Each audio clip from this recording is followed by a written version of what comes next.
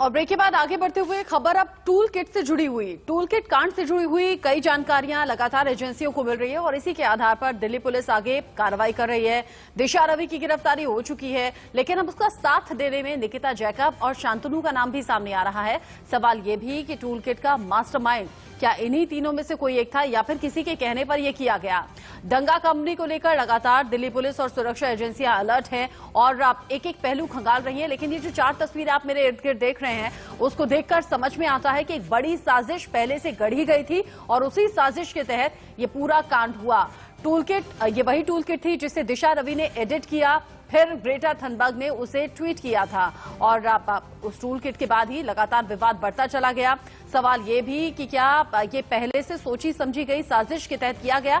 मामला अब जांच एजेंसियों के हाथ में है, लगातार जांच आगे बढ़ रही है और इसी मामले से जुड़ी बड़ी खबर आप जान लीजिए।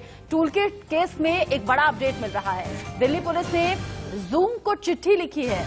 खालिस्तानी मोह धालीवाल की जूम मीटिंग को लेकर ये चिट्ठी लिखी गई है क्योंकि 11 जनवरी को ही जूम मीटिंग हुई थी और कहा यह जा रहा है कि इस जूम मीटिंग में दिशा रवि के साथ साथ 70 लोग शामिल थे, जहां टूल किट को लेकर चर्चा हुई, जहां टूल किट में क्या होना चाहिए क्या नहीं होना चाहिए, डूज डोंट बताए गए, ऐसा दावा किया जा रहा है। इसीलिए अब जूम के जरिए भी जानकारी निकलवाने की कोशिश एजेंसियों की है। दिल्ली पुलिस ने जूम को चिट्ठी लिखकर जानकारी मांगी है। आपके लिए यह भी जानना जरूरी है कि टूल किट में क्या कुछ अहम खुलासे अब तक हुए हैं और नया अपडेट क्या है। टूल किट के पीछे कनाडा का Khalistani group poetic justice foundation नाम सामने आ रहा है और कहा यह जा रहा है कि प्लानिंग इसी के जरिए हुई थी।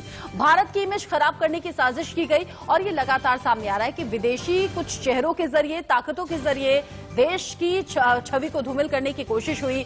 11 जनवरी की जूम मीटिंग में 17 लोग शामिल हुए थे। जूम मीटिंग में ट्विटर पर तूफान लाने का प्लान था और इसीलिए टूल किट तैयार की गई थी। टूल किट का ड्राफ्ट दिशा रवि ने एडिट किया। एडिट करने के बाद ग्रेटा से टेलीग्राम पर संपर्क किया दिशा ने टूल किट वाला डॉक्यूमेंट ग्रेटा थनबर्ग को भेजा था और इस टूल किट के पीछे किसानों को भड़काने का सीधा सीधा मकसद। और अगर किसान आंदोलन कर रहे हैं, दिल्ली के अलग अलग बॉर्डर्स पर हैं और अगर किसान भड़कते हैं तो फिर इसी तरह की तस्वीरें सामने आती हैं जैसे कि 26 जनवरी को हमने देखी। इसीलिए कहा जा रहा है कि क्या अंतर्राष्ट्रीय स्तर पर हिंदुस्तान की छवि खराब करने की कोशिश हुई है।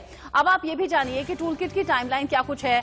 11 जनवरी जब मोह धालीवाल के साथ जूम मीटिंग में दिशा रवि के साथ तमाम लोग जुड़े, 70 लोगों की सूची ये बताई जा रही है जो फिलहाल की अब तक की जानकारी है। 26 जनवरी के जो हिंसक घटना हुई, हिंसक प्रदर्शन हुआ, वो सब कुछ हमने देखा। इसके दस्तावेज भी सामने आ रहे हैं कि पहले से प्लानिंग थी। 4 फरवरी जब सोशल मीडिया पर यह दस्तावेज मिला, 4 फरवरी ही थी जब देशद्रोह पर एफआईआर दर्ज हुआ था। जो नाम इसमें सामने आए, रडार पर आई निकिता जैकब। दिशा रवि की गिरफ्तारी हो चुकी है। अब शांतनु तक भी पहुंचा जाएगा क्योंकि निकिता से पूछताछ में शांतनु का नाम भी सामने आया था जब निकिता ने कहा था कि पूछताछ में सहयोग करेगी। इसके बाद 12 फरवरी जब निकिता गायब हो गई, जबकि डॉक्यूमेंट पर साइन किया था कि मैं पूछताछ में सहयोग करूंगी, इसलिए शक और ज्यादा गहरा जाता है। 14 फरवरी बेंगलुरु से दिशा रवि की गिरफ्तारी हुई है। वो बात अलग है कि विपक्षी पार्टियों के कई चेहरे ऐसे हैं जो दिशा रवि को लेकर खुलकर समर्थन भी कर रहे हैं।